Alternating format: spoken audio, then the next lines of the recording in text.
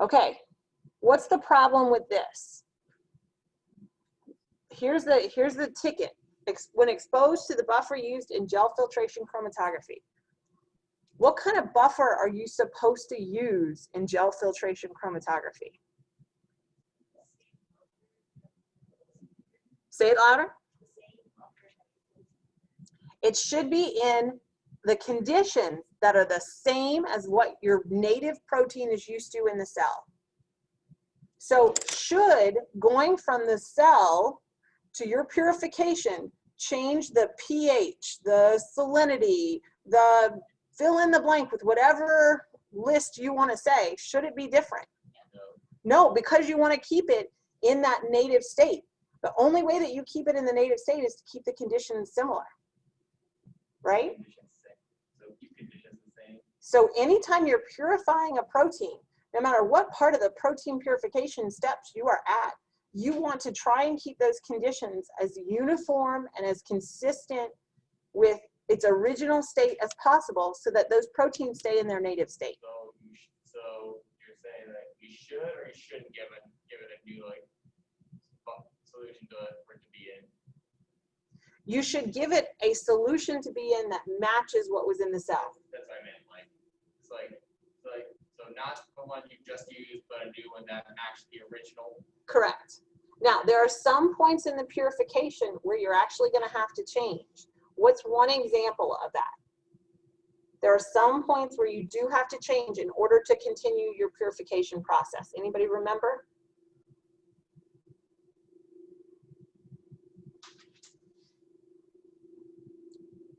You remember the step where you were salting out? Where you change the salt concentrations to make your protein precipitate out? Does your protein precipitate in the cell normally? No. No, right? So you want to give it a condition where, okay, I want this one and only protein to precipitate. So then you have to change your conditions. But otherwise, you're going to make them match. Okay, so that's why that's why B is wrong. All right, C, during gel filtration chromatography, as the protein moves through and around the beads, the protein denatures into 25,000 Dalton subunits. Why would it denature during gel filtration? Did you put SDS in it? Did you put beta mercaptan in it? No. So it should not be denaturing. And then it's going to spontaneously renature? That doesn't happen. That doesn't happen. Okay, so what answer choice should we be? We should be A. Okay. Was it better having time to kind of look over these questions? Did that kind of help, you think? Yes? No? Maybe so? I'm not sure. You do have more time to think. Right, right. So I feel like it's a little more beneficial to you. Okay. Oh, Annie, anybody have that question? The answer 4 was B.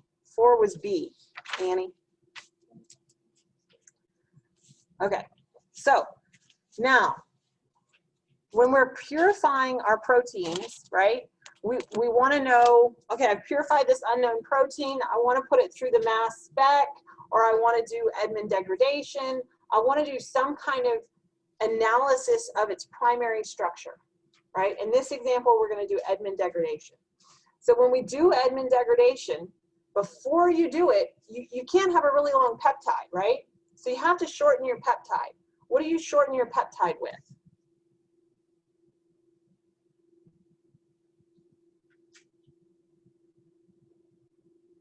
With enzymes that cut in specific sites on your protein sequence. They include chemotrypsin, trypsin. There's some that are isolated from bacteria, but the big two that we use are trypsin and chemotrypsin. So the thing is, once you get your results out of the Edmund degradation, out of whatever it is, you're sequencing pieces of your protein. So you have to put them back together, right?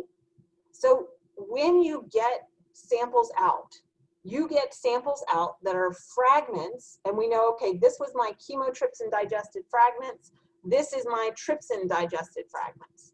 Now, they're both from the same protein. So in order to get a primary sequence for the whole protein, I'm going to have to put that information together. And so this one, I'm really glad you took home because you actually really have to sit down and think about this one. So I'm going to check in and give me your answer and tell me what you think. What's the full sequence of the peptide? Oh, it's not multiple choice. Ha ha ha. We're not going to do that one because I don't think, did I give you a multiple choice on this one? No. I didn't. Okay, so just check your answer. It's fine. Just check your answer. Okay, so how do I know my sequence? I have to know what enzyme I'm using. Chemotrypsin. Where's chemotrypsin going to cut?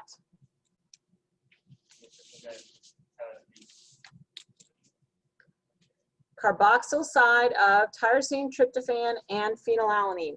It actually also does lysine and methionine, but they weren't in this sequence, and so I was trying to give you less information, right? Okay, and then how about, where's our trypsin, right? Trypsin cleaves on carboxyl end of lysine and arginine.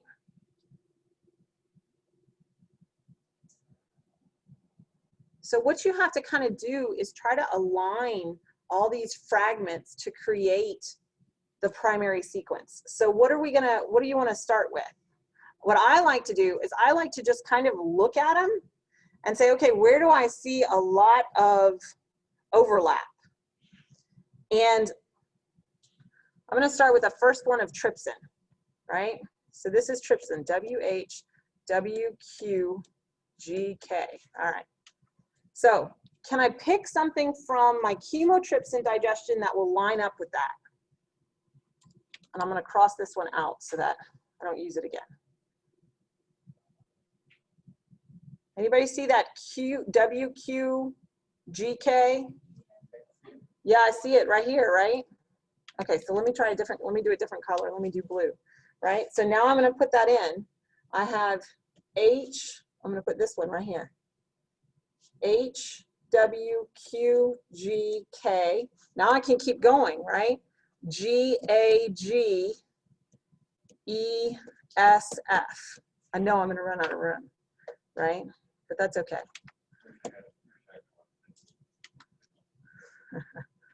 Yep. All right. So now, is there something I can put under that? The third one on the trypsin side, okay, so this one right here, let me do it in red, right? So that's right, GAGESF, GVCA. Oh no, I'm gonna run out of room. Okay, let's see. CAQITHGESDVIQR.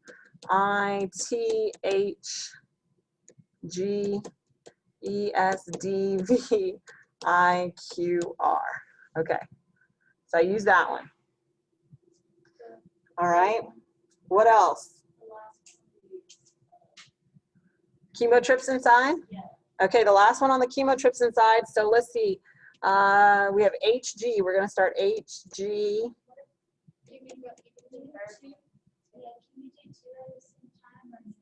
Sure, sure. You want to do the one up first? Let's do that one.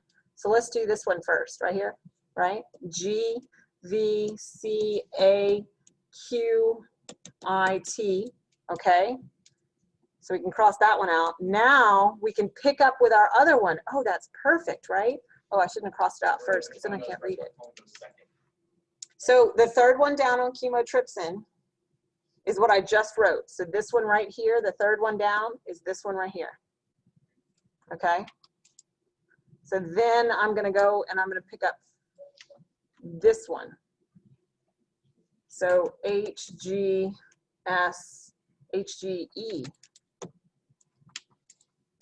Make sure it lines up. SDVIQR.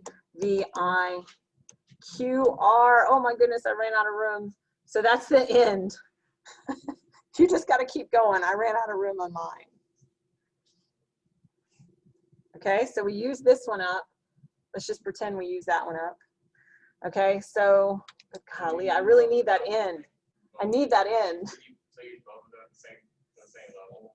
What do you mean, both of them? Yeah, sure, absolutely. Because basically what we're going to do at the end of this is we're going to draw a line and we're going to write from left to right, right?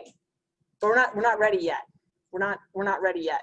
So what I know is this end right here, RT, S, right? All the end that I couldn't fit starting with the T, T, S, E, F, G. Look at this, T, S, E, F, and so on and so on. So put this on the end. This one goes on the end over here, but I can't fit it in. I'm running out of room. So yeah, Zach, you're right. So what do I have left? Let's see what I have left. How did you know to put the W at the beginning?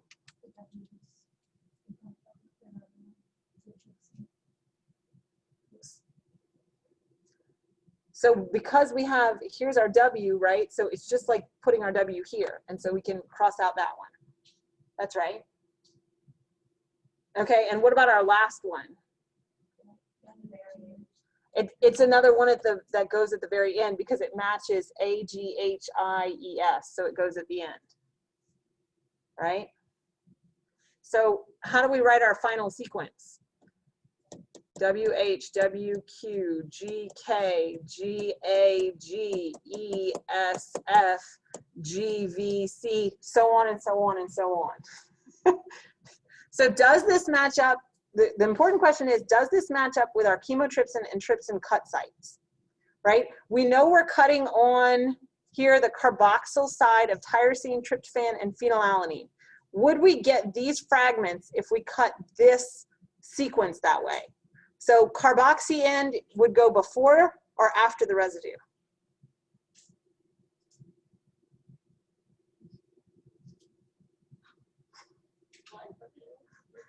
Okay, if I have an amino acid, there's my amino acid. I'm going to call it an A, right? It's in line with other amino acids.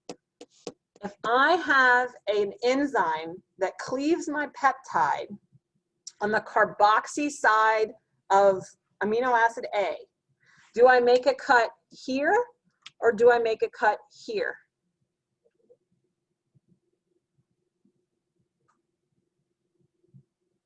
Look at the fragments I got.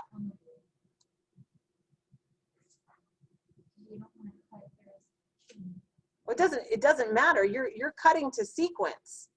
So if I cut this sequence here, which side am I cutting on? The blue side or the red side? If I got a W fragment all by itself, what side does it have to be on? It has to be here. That's the carboxyl side. The other's the N-terminal side. So cut off on the left side. So then we have another one after W, right? Because what did we say up here? Tyrosine, tryptophan, and phenylalanine, right? So where else are we going to have, which we actually don't have a cut site at this W.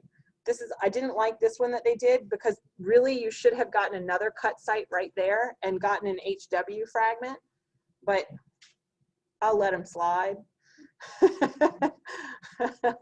All right, so where else should you have a cut site for chemotrypsin? There should be one after the F, and then there should be one over here on R, right? I didn't get all the way down there. You should have one after K. Where's that one come from? Our trypsin, right? Because that's lysine and arginine. I really need to reread this thing now. I do not understand this at all. Okay. So this is, it's just building the N fragment, and now we're double checking. Couldn't you add the single W before the 8? Oh yeah, Zach, we already did that. Okay. I'm sorry, I'm reading the chat and we already chatted about it. Okay. So this is like analyzing real data, which you would really get. Like 1, 2, 3, 6. Like, does it matter where the cutting? No, because the enzymes, chemotrypsin and trypsin, don't care how long your peptide is. It is a protease that specifically cleaves on the carboxy side of tyrosine, tryptophan, phenylalanine. Does not matter where those residues are in your peptide chain, they are always going to cleave right there.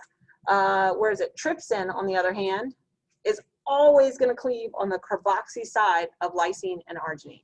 Always. Well, the carboxy end, right? You have an N-terminal end, right? Right? And then all the way over here, you're going to have, and I'm drawing it into my picture, but you're going to have a COO minus. It's going to be on the COO minus side. Yes.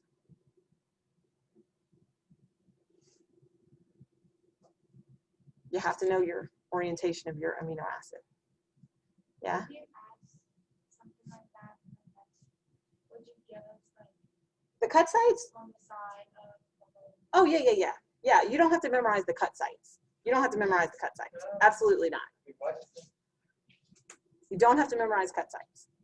Because, right, the question gave it to you. You do not have to memorize cut sites. Don't memorize cut sites. But like you have to understand how the process works. Questions?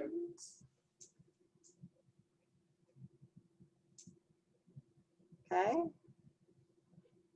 All right. So let's try another one. This is a little bit easier. This, I'm giving you the sequence. Now you tell me what the fragments would be. So there's no click in for this one, right? But we know we have the same enzymes. We have chemotrypsin and we have trypsin. So tell me about chemotrypsin. Where do we cleave? Boxy end of, give me the one letter abbreviations. Y, W, F, and the ones I added on there were L and M, but they're not in the sequence, so it's okay. And how about trypsin? Carboxy end of what? Lysine and arginine. Good. Okay. So where should we put our cuts for, let's do chemotrypsin first. And this is why it's important to be able to go back and forth between those 3-letter and those 1-letter abbreviations. After our second residue, right there.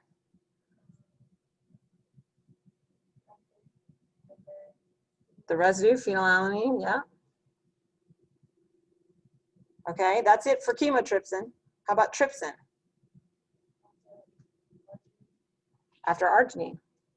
So how many fragments would we get? 1, 2, 3, 4. Right, that's, now that you kind of understand how trypsin and chemotrypsin work, this one's a whole lot easier, right? Yeah?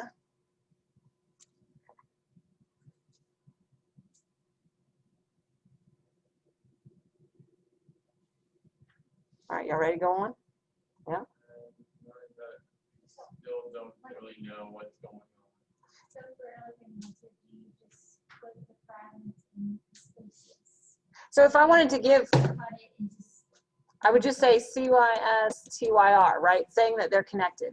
right. Then I would do a space, phenylalanine. I would do a space. Like, what would be the appropriate way to give out the answer? Like, is it comment? Is that okay? Or No, you want to put a bond. You want to put a bond. no, like comment after each. Oh, yeah, I guess you could do a comma. Or you could list them the way they did in the previous question, right? See how they did them on different lines? I know, like, there's writing all over it. But see how they did them on different lines? That would be fine too. Yeah, that'd be fine. That's fine. Okay, so whenever you're looking at these kinds of problems, Ross, you have to remember that these are enzymes. These are enzymes that specifically degrade proteins, but they don't just randomly cut the proteins. They cut the proteins at specific sites. And so if we know those specific sites, if we've characterized those proteases really, really well, then we're going to know what our product should be. So knowledge about like knowing where, so basically just memorizing where the And then last one. what enzyme like which proteins. You don't have to memorize. You don't have to memorize. What am I supposed to do?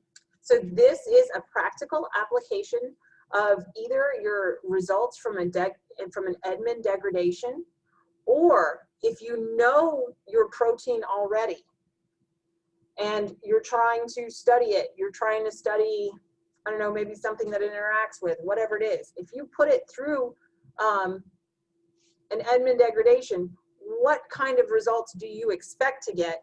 And is it going to be different because of whatever condition you put it in? I still have no idea what's going on. So this is all about analyzing the primary sequence of proteins, primary sequence of amino acids in proteins. Okay, well, we can work on it together later, okay? Yes, please. Okay. All right, so we've been talking about Edmund degradation, right? So how does Eggman degradation work? I gave you kind of a 1, 2, 3, 4, but they're not in order.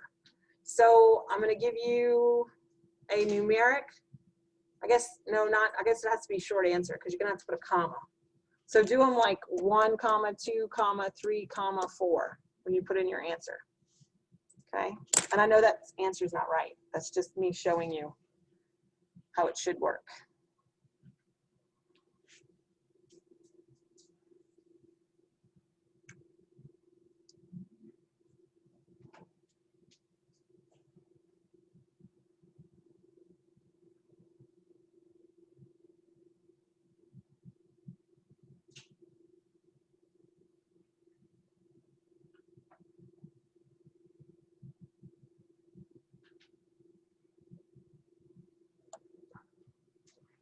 So y'all should already have the responses for these, right?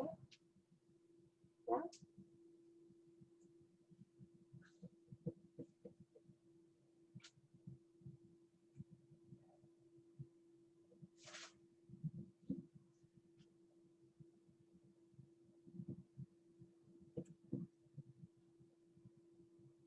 I'm going to cut it off at 1:20.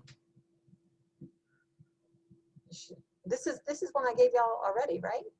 No, I don't think so. Yeah, this is the last one that was on the packet I gave y'all last class period and posted last class period. Yeah. Well, it was posted to Moodle. So those who were here got it. Those who were not got it on Moodle, but the handout is here if you wanted a paper copy. Okay. All right, so what did we say? What did we say? You should have said 2, 1, 3, 4. Good, 2, 1, 3, 4. So let's talk about it. Does anybody else put in a 2, 1, 3, 4? Oh, that's the same thing. 2, 1, 3, 4. 2. Did I miss one? 2, 1, 3, 4. Okay. I think those are the only ones that were the right ones. Tell me if I missed one. 2, 1. Okay. So let's look at this, right? I'm putting here kind of our actual model, right? So you start with an unlabeled peptide. That's what we have here. You see each color is a unique peptide, right? So we start with our unlabeled peptide and we mix it with our PIT-C, right? It's right here. This is going to covalently bind this carbon right here to this nitrogen right here. So we've basically just added to that chain. So that's step number 2, right? What's the next thing? We're gonna treat it with acid. And what that acid is going to do is it's going to cleave, right? So that this residue will basically wrap around and turn into a ring. So now, what do you have? Oh, something I can identify with chromatography, right? So what is that? Okay, so the PIT-C labeled amino acid is extracted. So I want to isolate just this one. And then you have to do a further modification so that you can run it on a chromatography. And then the last one is using standards, paper chromatography identifies the amino acid. Then what's going to happen? Guess what we're going to do? Come around and start again, but this time we're not going to have this residue right here. That's going to be gone. And this is what we're going to start with. And our pit C is going to come in to bind to the next nitrogen. And the cycle is going to happen all over again for as many residues as we have. What's that in the second step? The first and second, now is the second and third. Yeah. First and second and So 2, 1, 3, 4. Right? I was talking about number 1, step 1. Mhm. Once you erase like the first residue, now it would be between the second and third residue. Yes. Yes, yes, yes, yes. So see how this is R2. Yes, exactly, exactly. You go through this whole round and then isolate that one free amino acid. Now the one free amino acid is going to be our second amino acid, right? And then we go through it all over again and do it with R3. And so on and so on and so on. Yes, exactly. Exactly. Okay. So might you have to analyze a technique? Yes, absolutely. Okay. All right. Those are the ones that I gave you to take home to think about it, right? I gave you 3 more to take home to think about it for before our next class period. So now that we've kind of like made our brains work, I thought maybe we could do some slightly easier ones. How does that sound? Slightly easier. Questions, like discussion things. So watch. Where did I put it? Here we go. Easy ones. Let's see. Here. Let's see. Not that one. Ooh, it jumps around. Okay, this one. Okay, so let's talk a little bit about some other techniques, right? Let's say you know the sequence, right? I know my sequence, but where is it? I want to do, no, see, that's not working very well. Full screen. Guess that's okay. All right, so I know my amino acid sequence. What I want to now know is the structure of my protein, right? Because just because you have the amino acid sequence, does that mean you know how that protein looks in 3 dimensions? No. So there are really 2 methods that we use to figure out the structure, the quaternary structure of our proteins. We use X-ray crystallography and we use NMR, right? So what I'm going to tell you is that both techniques are really good. Both techniques have pluses, but both techniques also have drawbacks. So you have to think about what you want to know about your protein and then figure out what you want and which technique is going to be best for that. Okay? So we're going to go through these different issues that we have during purification, during analysis, I guess, really, and figure out what's better, X-ray crystallography or NMR. So we're going to have a couple of situations that we're going to deal with, right? Okay, so our first issue is that we have small proteins. We really want a structure for a small protein, a nice high quality structure for something small. What are you better off going with, X-ray crystallography or NMR?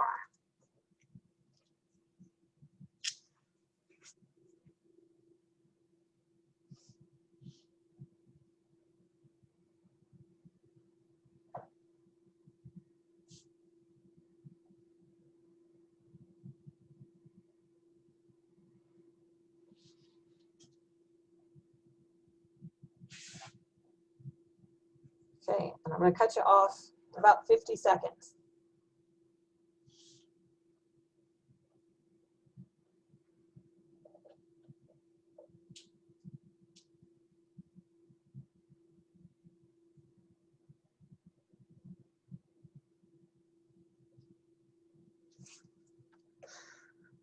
thought, wait a minute.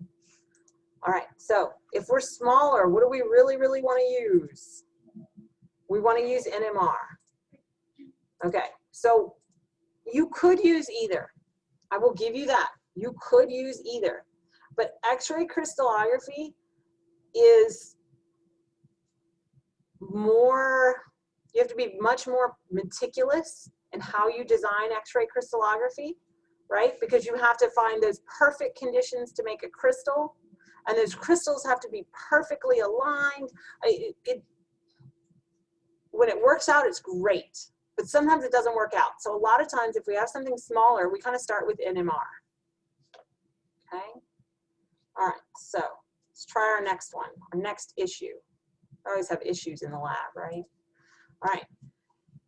The problem is that we have to label some of our radioisotopes, including nitrogen, carbon, and hydrogen. So which technique do you have to radio label your isotopes?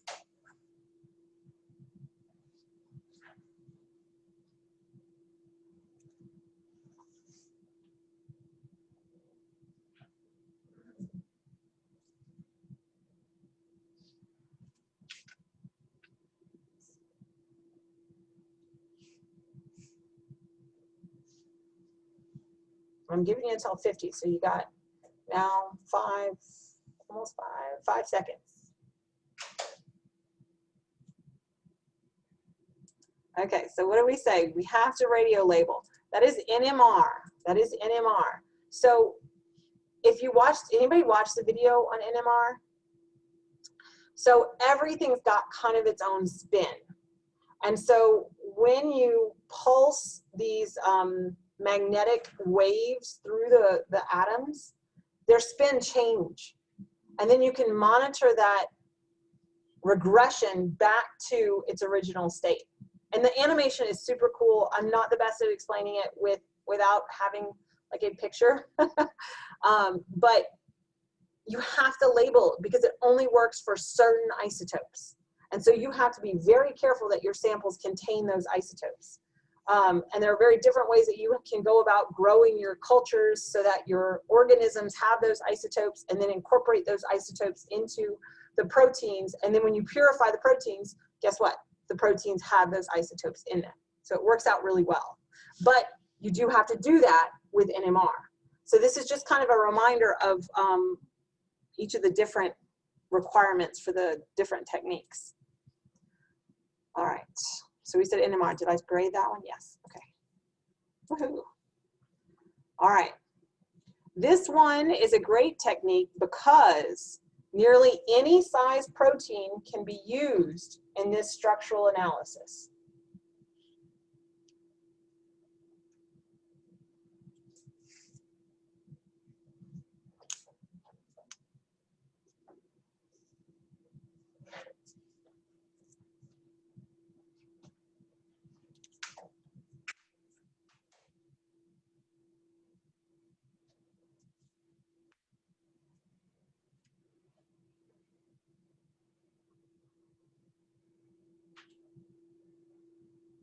So any size, doesn't matter.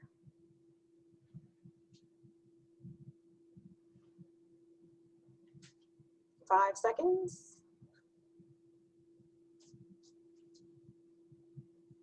Okay, so what do we say? Any size, good. X-ray crystallography. NMR has that size limitation. Who picks C? Y'all don't pick C.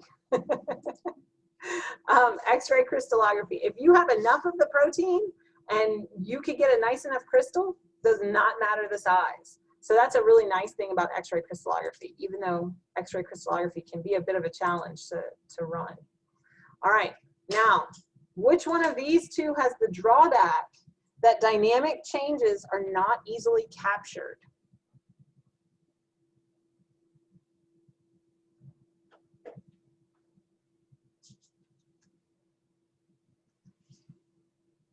So this one has the drawback that dynamic changes are not easily captured.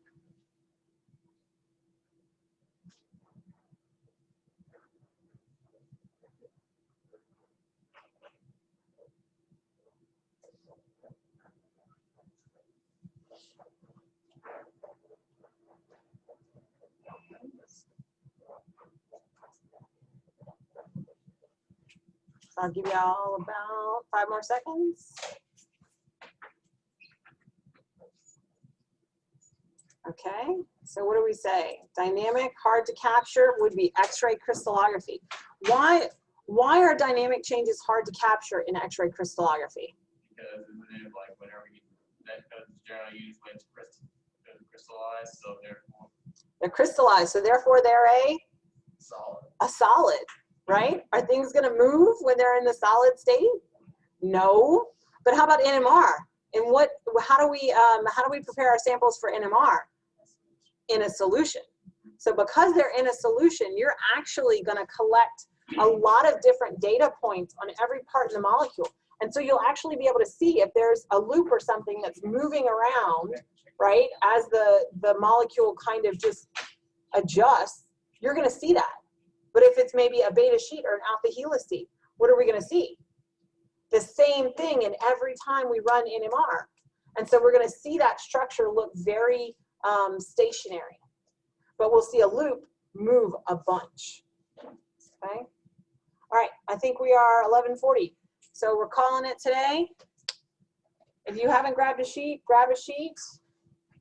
And I posted chapter 6, section 1 video for y'all for next time.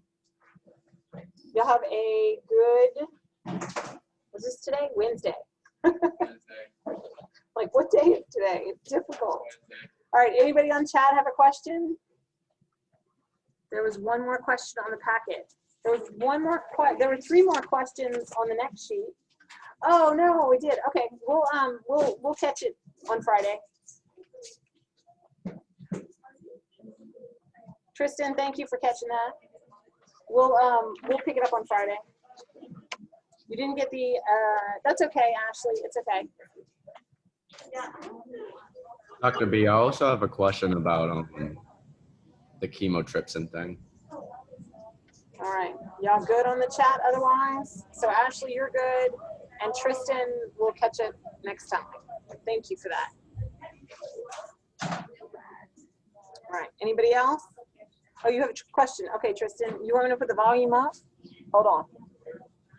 I can't hear y'all. All right, go ahead. All right. So chemotrypsin cleaves, it cleaves leucine and methionine. So chemotrypsin. So wait, let's go back. Whoa. Let's go back to, where's this one?